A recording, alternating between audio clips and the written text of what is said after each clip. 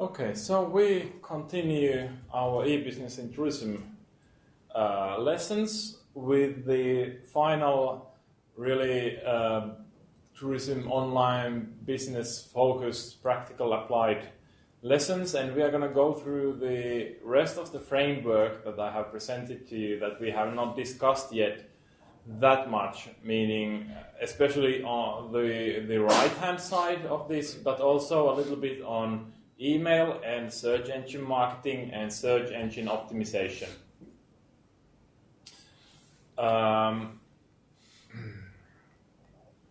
We're going to start with email marketing, and I honestly think that it's a bit underused marketing method in tourism. Some actors like Hotels.com, TripAdvisor,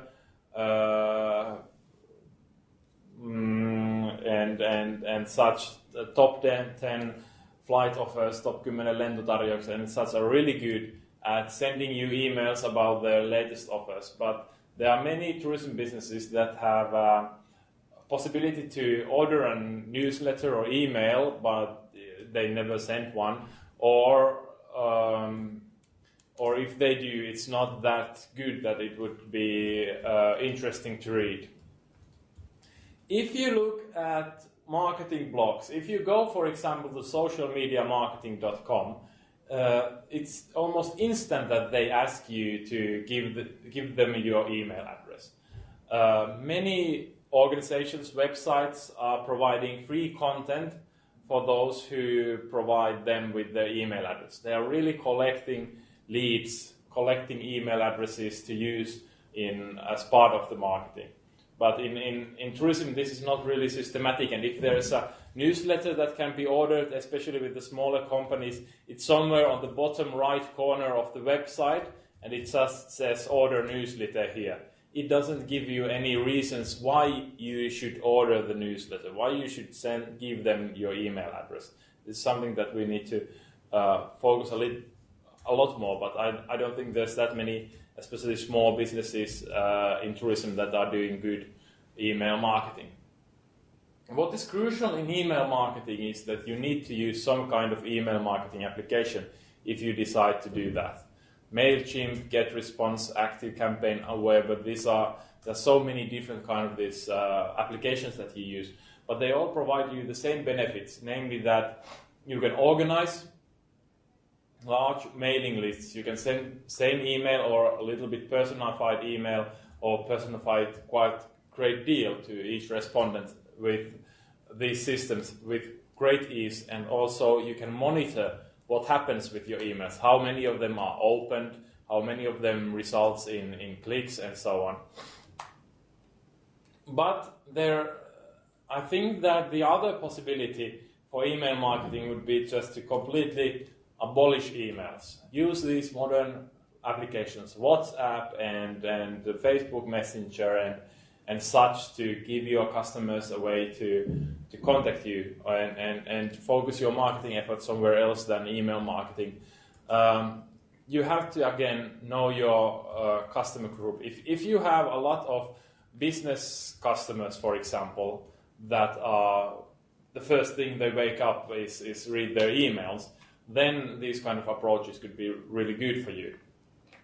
But if you have a lot of young people, for example, doing email marketing is probably not the most clever thing to do. For email marketing, content creation principles apply. The better content you create in your emails, the more they are read, the more people engage with your emails. And especially when it comes to emails, title of your email is extremely important. You have to do a lot of testing to find out what is the proper title, that kind of title for the emails that work with certain groups of people. And these applications allow you to do that. So if you decide to do email marketing, definitely take some kind of application in your use. We already had the trifecta of visibility of marketing previously, but you could simplify it into two different slots. There's marketing that you have bought, that you have paid for, and there is marketing that is free for you, that can be either owned or then earned media, but they are both free. That's content that you don't have to pay for. And this is the same when you look at search engine marketing. You have two different kind of approaches to be visible on search engines. You can either buy your visibility there, buy the people who come through the website, or you can make sure that your website gets organic, free, optimized visibility in search engines as much as possible. Now we're talking about search engine marketing and search engine optimization. Search engine marketing is that you are using the paid part of search engines, and optimization means that you optimize your website, your content, so that it's more likely to be visible on the free links that the search engine provide, and top of those links. Well, it's important to know if you are going to optimize your website, it's to know what to optimize. How does Google find your website among all the others, and how does it rank it compared to other websites? And basically there are very few, 1, 2, 3, 4, a few people working for Google who actually knows how the search engine algorithm works. The original idea was to count the links between different sites, and the more links one website has from other websites, the better it is. And this is still quite important part of the algorithm, that the more useful other websites think your website is, the better ratings it will get. But what has come up is that Google is starting to value user opinion.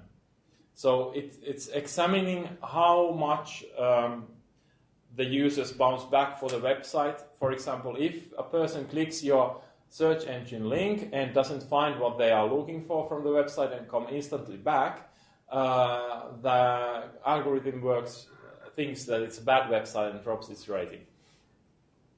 If you hear the words animals, penguin, panda, and hummingbird, they are different versions of this Google algorithm that decides the website visibility in the search engine.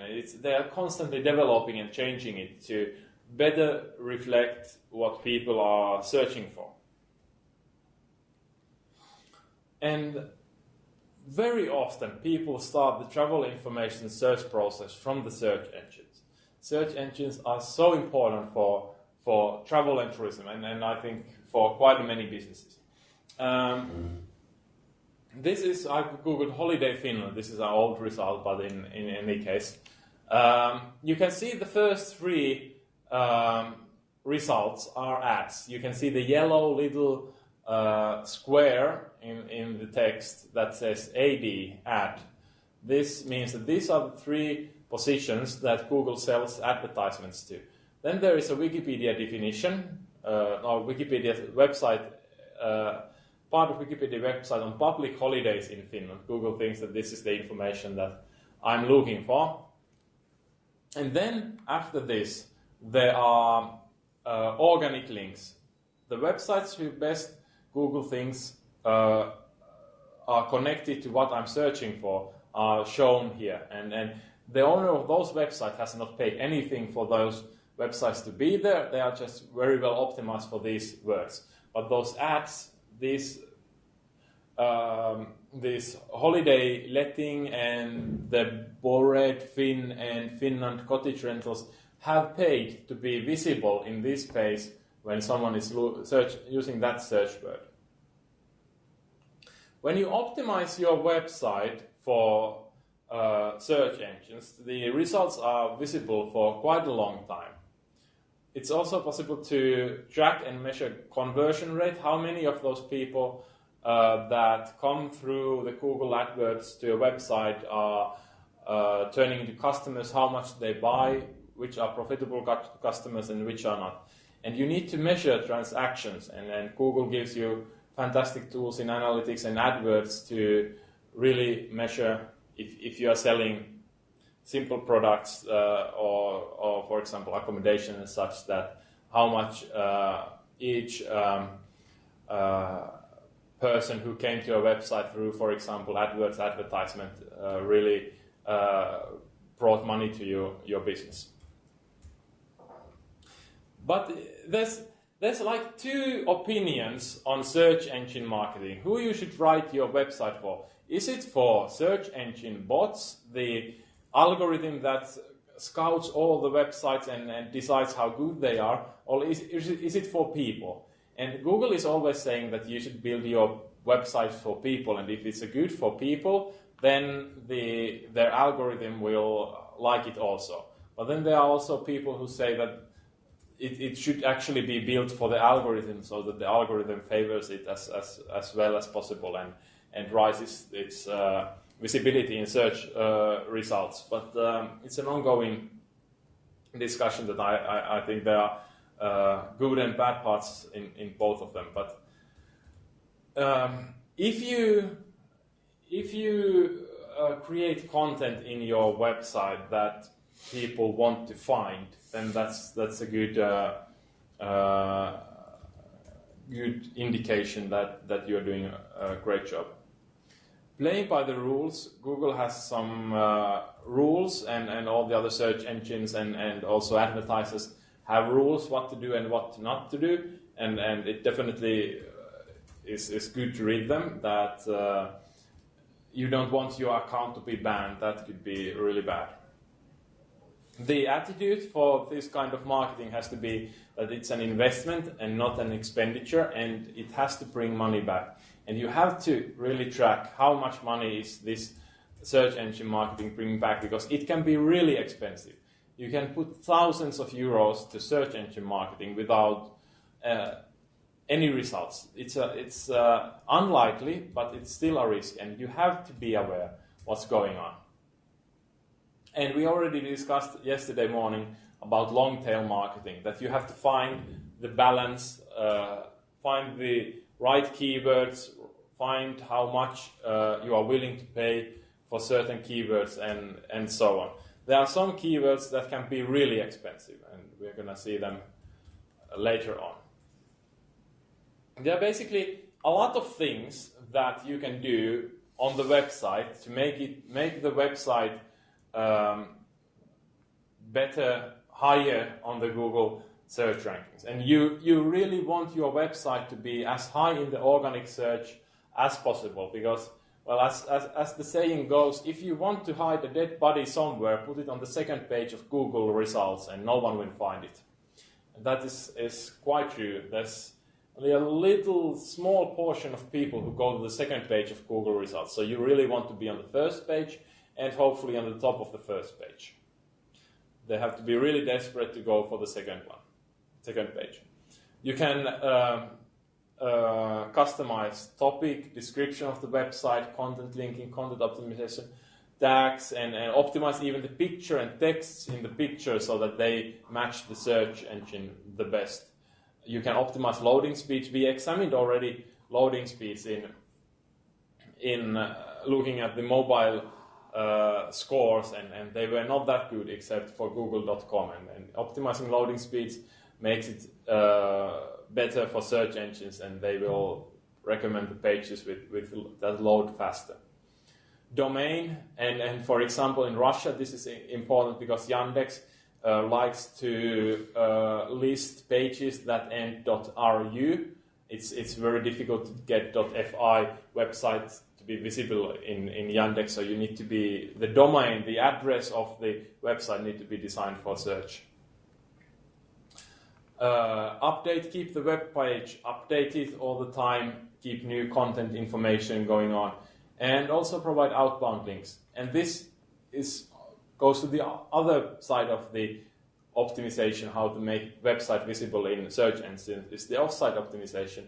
So you have to link to the website as much as possible from other sources, make content that people want to share in social media so that all the social media services are linking to a website. And this is a thing that Google still values quite a lot.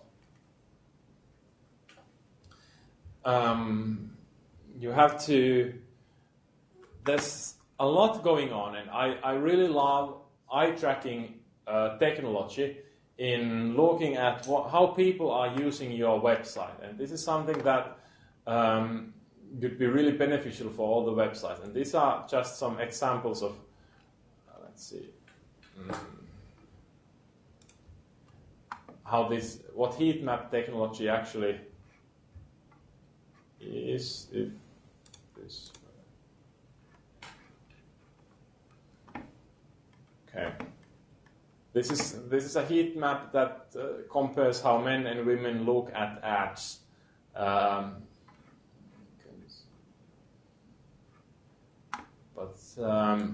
So, for example, this one.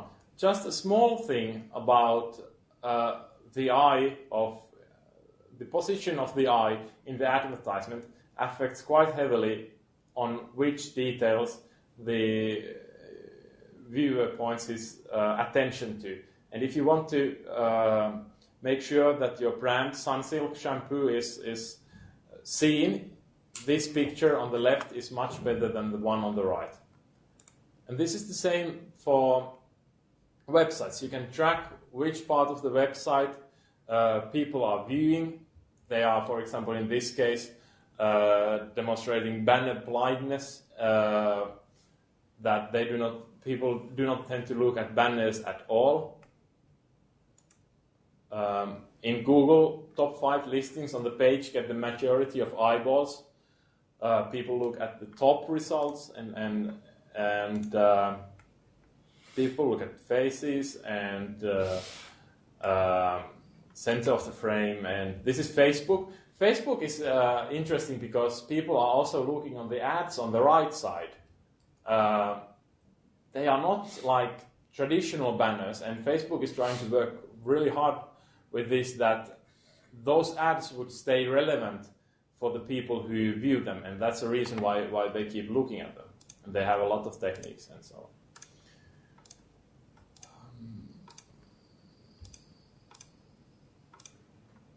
And there is this, for example, this is not really connected, but this is a good example what you can do with data and technology when you have it. It has positioned all the Flickr website photos that have places included in the picture details about New York, and shows where most of the pictures are taken. They are from Fifth Avenue, Apple Store, Rockefeller Center, Columbus Circle, and Times Square. You can do this kind of maps and data analysis if you have the data available, and we typically do. And what is one of the peculiarities or uniqueness of travel and tourism industry is the online travel agencies. And we can go, for example, to Hotel Helsinki. Let's see what we find out. The first link, booking.com. The second link, tripadvisor.com. Then we have Nordic Choice Hotels and Scandic Hotels. There are 4 advertisements here. And 2 of them we can categorize as online travel agencies. And they have paid quite a lot. They have paid quite a lot of money to be here in the first or second position. And I'm gonna show you if I can find it. Yes. Google AdWords has a keyword planner, and we can use this to actually search for a new keyword using a phrase, website, or category. Let's say Hotel Helsinki. Is it Hotel Helsinki or Helsinki Hotel? Which one was it? Hotel Helsinki, yes.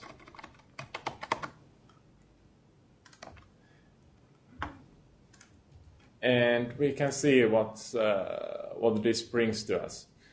Average monthly search is about 10,000. Competition is medium, and suggested bid. So it would cost around €2.50 for a company to be shown for every click I make. If I would go here, and click this. This basically meant that Booking.com just paid Google €2.5, or even more because that was the top position.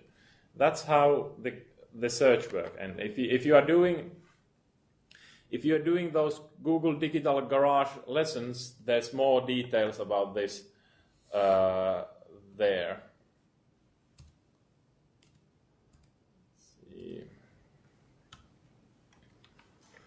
And this is a tool that you can use to design and look for different keywords. And this competition basically means that the higher and bigger the competition is, more it will cost to pay for that advertisement slot. And you have to find out which would be the most efficient words for you. And this basically gives quite a good idea of what people are searching and how much. But let's go, for example, hotel New York. There the suggested bid is 3.55. What about car insurance? Insurance is quite a popular term. 12.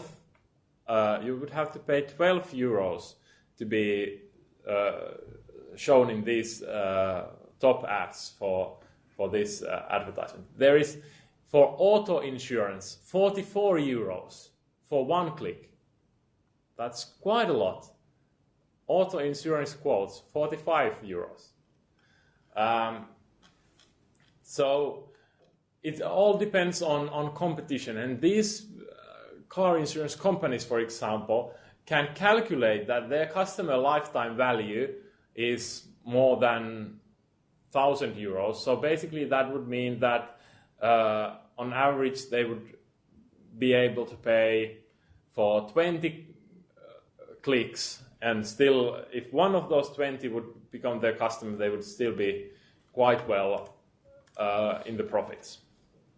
But this is definitely an article that has to be read, and that when you are marketing, for example, your hotel, you are competing with Booking.com, which can also be selling your hotel, which is quite an interesting thing. That should you actually pay for your hotel? And there's also this one thing that customers do not actually, not all the customers know that there are advertisements and organic search results. It's really difficult to make the difference because there's just this small yellow circle that there's been research that people don't understand that it has been paid advertisement. They just think it's part of the results.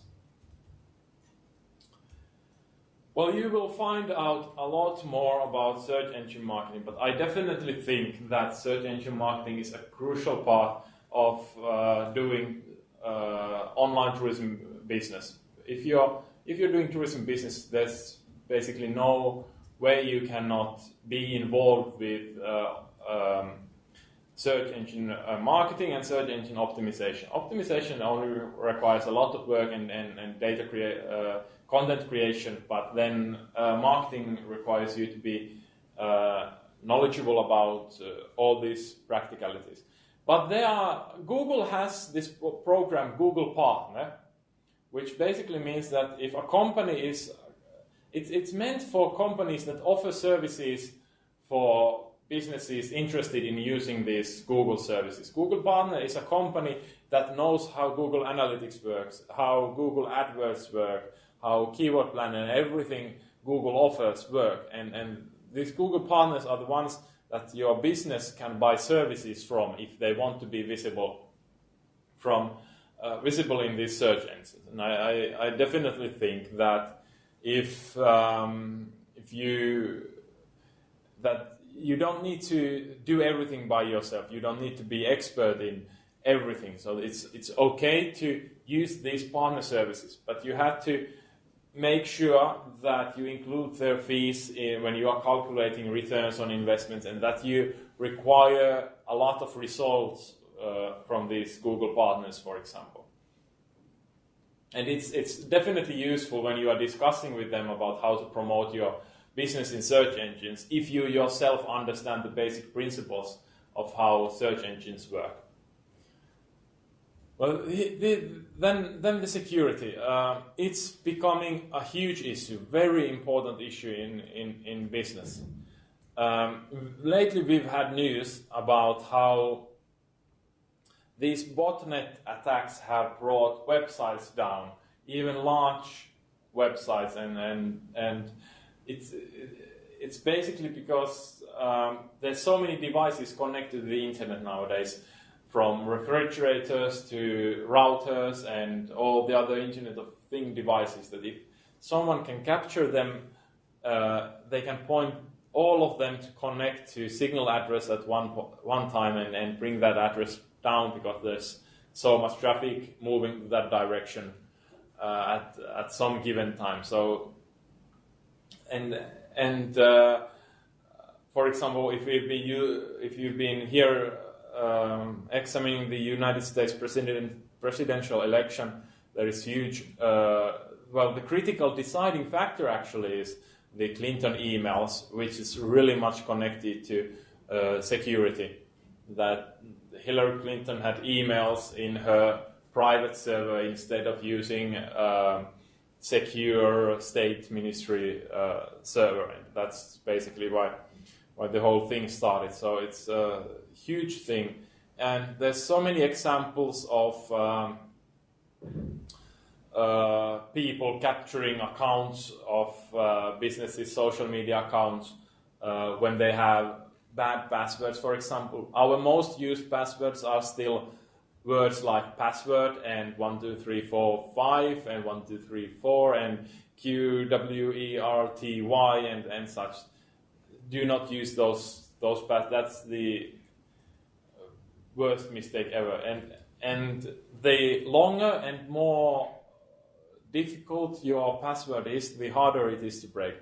But computing power has increased in the recent years so much that already basically anybody can have so much computing power at their disposal that they can just brute force try to break passwords if they want. What makes it safer is that if you have the longer and the more difficult it is, to break. Then one of the big risks in corporate digital security are user errors. Most of the viruses, most of the negative things that happen for companies are a result of user error. Someone has found a USB stick they don't know and put it in a computer or something like that. Staff education is important. People need to be aware what they can do and cannot do. Antivirus softwares are just a backup. That if something has already failed, if an antivirus software identifies a threat. Of course, it's excellent to keep everything updated, all the applications, all the websites, everything you use, all the plugins in WordPress, in content management system, and so on. Keep everything updated. It really helps. Mobile devices are becoming so critical for us. This device has an access to so many different websites and pages and accounts and so on. So these should always be password protected. Fingerprints. I could talk about fingerprint safety for quite a long time, but let's just... Okay, it's not safe. So really good password would be the best one, but that would be really difficult to use every time. Encryption, if you have critical data here in mobile phones, it's possible to encrypt it so that if someone gets your mobile phone, they cannot read the data. The data encryption in general is a big thing. For example, there's been these huge leaks that company, for example, Victoria Milan, the cheater website, had this huge break that someone stole their user passwords and user emails and even credit card details and so. And this is only possible because they were not encrypted. They had a database where everything was in plain text. If someone got access to that database, that was it. Encryption means that instead of there is a plain text, there are just letters and numbers that cannot be understood without a software that encrypted that data. Data has also to be backed up, make sure that if something happens, it's not gone forever. And for example, cloud services are excellent in backing up your data. You always have some part of your website data available to you. And really important thing is to make sure that your Wi-Fi is secure. Do not use the default passwords, do not use default names and so on. If you provide Wi-Fi for your clients, change everything. Make sure everything is secret and difficult to break. Well then, customer relationship management. We want to have relationships with our customers.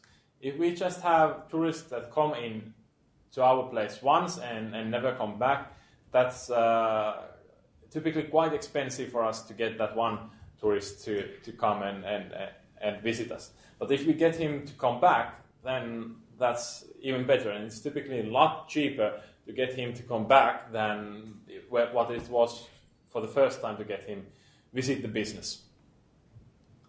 CRM software helps you to track what's happening with your clients.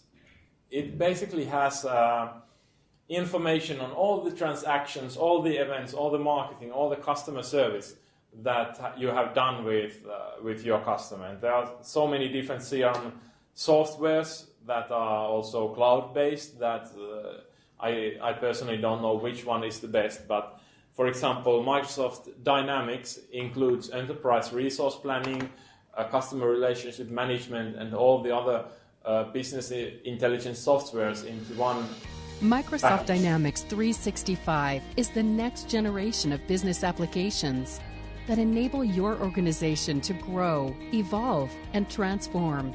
By breaking down the artificial silos of ERP and CRM solutions, Dynamics 365 delivers the future of new purpose-built applications in the cloud, designed to work seamlessly together so you can build as you go. Dynamics 365 applications fit across roles and industries to help your business evolve across sales, customer service, field service, operations, financials, marketing, and project service automation.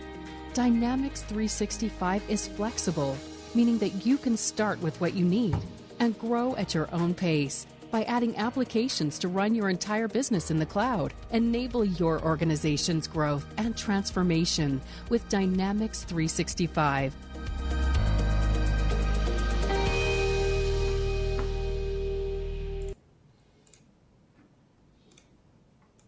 So just that you are aware that when you are working for tourism businesses or tourism destinations, that there are huge amount of software available to you that makes your life easier, that makes managing all this electronic commerce, all these customer relationships, all this online marketing a lot simpler. They collect everything into one place and thus ease up all the things that you have to do. We are seeing more and more 24/7 service in travel and tourism. This is Royal Dutch Airlines, KLM, that offer 24/7 service via social media. Do you have a question, comment or request? We have Facebook, Messenger, Twitter, LinkedIn. We are here for you day and night. What do you think about this? Is this a good thing for tourists? Is this a good thing for business? Do you remember other businesses that have this similar kind of 24/7 service? Have you ever needed 24/7 service in social media? I don't remember I have. But of course, it's nice to know that there's someone that you can contact any time of day, any time of night, and someone will answer you quite fast. I think they have something like 1 hour promise that within 1 hour we will get back to you or something like that. But the thing is that are we training the consumers to expect this kind of service? And we definitely are. Our attention span has grown really short. So if we do not get service immediately, basically, we're just going to go to the next company. Can you give us service now? And if they cannot, it's so easy in modern digital world just to change the company. Go to the next website and ask them. And actually these mobile devices come here. That these are the ones that enable us, basically anybody, if they want it, could do 24/7 service via social media. It's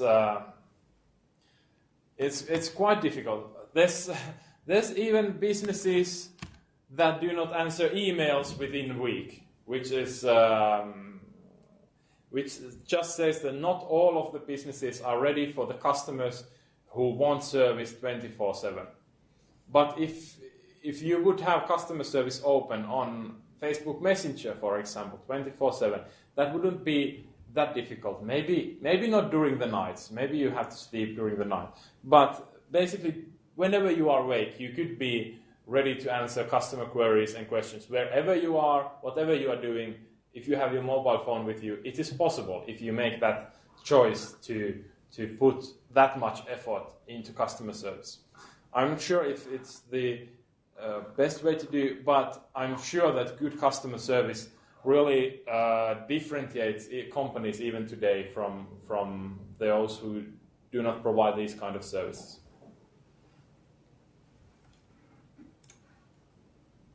In my line of work, people often say to me, marketing automation. automation sounds absolutely amazing, but what is it? If it's one of those things you feel you should know about, but you've always been too afraid to ask, stick around, I'll make you an expert in 60 seconds. So we experience marketing automation all the time. For example, when you buy a flight ticket and you get that automated email saying, "Hi John, hi Mary, here's your ticket, frequent flyer points. You previously clicked on this, might you be interested in buying this? Oh, and here's an SMS on the day in case you forget to check in." That's marketing automation in action. It basically allows you to create these really personalized one-to-one experiences on a mass scale so that it goes out to the right person at the right time, in the right format, with the right message. Great! Now that you're an expert in what marketing automation is, click on the next video below to go behind the scenes to find. So basically, marketing automation means that we give computers power to do everything I have been talking here for a day and a half. We automate our communication with the customers, with the marketing. We let them to use the systems. We let them to gain access to data. They analyze the data automatically, make changes to our marketing campaign, look what people like, what they don't like, improve themselves based on that. And especially if you're doing marketing for big companies, marketing automation is basically one big part of marketing, but for smaller businesses, not so much, not yet. But as the artificial intelligence develops, more and more responsibilities can be given to it. And I would think if we think about my framework, it's moving the whole idea of all these black boxes and their technology and applications. They are moving to the left all the time when technology develops. They are becoming more and more commonplace and available to more and more businesses, more and more entrepreneurs. So having marketing automation in small businesses, it's becoming, I am sure, more and more common. There's a good, one of the marketing automation providers, HubSpot, has a good article of what it is and quite critical also, which I enjoyed. So this is a good article that you can go and read if you're interested in the topic. Great. That ends my lesson on all the other things that we've been discussing. So now when we go here, this should be now, you should have some kind of idea what this picture means. What are all these different tourism business online tools and channels that they can use, that they have at their disposal. I haven't done that much YouTube and Instagram marketing, because you can go to Google and just you'll find so much material on how to do good Instagram and YouTube marketing there, but they are all different playing fields, but they are all applying, all the social media and content creation principles apply no matter what the channel is. But I think if you are a travel and tourism business, you have to be present, especially in Western countries, in Facebook, Instagram and YouTube. They are really like the most popular social media channels in Western markets at this moment. YouTube being the second largest search engine in the world after Google, which is huge. People go to YouTube to search answers to their problems, and I'm doing that myself. Even it's nice to get videos instead of having to read something, and I think that's something that tourism destinations in Finland, for example, are still not really efficiently using, and there's quite a lot of possibilities to improve our marketing and business there. Now I'm going to end these lessons on this note, that we've gone through all these channels now, and next we're going to examine how international and domestic tourists from the destination marketing point of view differ from each other. We're going to examine next what Finland as a tourism destination and destination management organizations and their role in the era of digital online marketing. We'll have a lunch break now, and we will continue 1:30 with the next topic. Thank you all for listening.